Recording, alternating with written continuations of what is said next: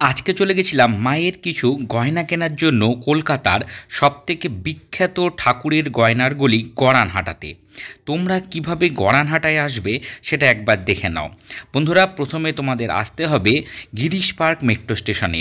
Girish park metro স্টেশনের 2 নম্বর gate থেকে ঠিক এই রাস্তা ধরে তোমাদের চলে আসতে হবে গড়ানহাটায়। গড়ানহাটার মাধববাড়ির ঠিক উল্টো দিকে তোমরা দেখতে পাবে একটি জোড়া শিব মন্দির। এই জোড়া শিব মন্দিরের পাশ দিয়েই সোজা হেঁটে গেলেই গড়ানহাটার গলি। এই হচ্ছে গড়ানহাটার গয়নাগলিতে প্রবেশ করার আগে জোড়া শিব মন্দির।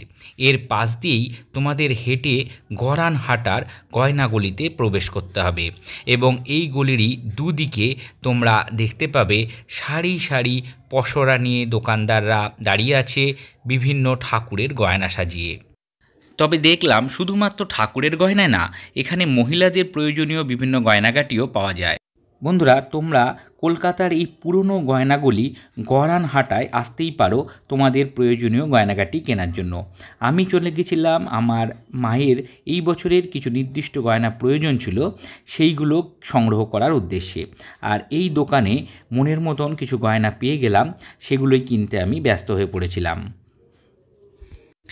এই গড়ানহাটার গয়নাগুলির দুপাশেই বিভিন্ন দোকান আছে এবং প্রত্যেকটা দোকানেই বিভিন্ন ধরনের গয়না তোমরা দেখতে পাবে।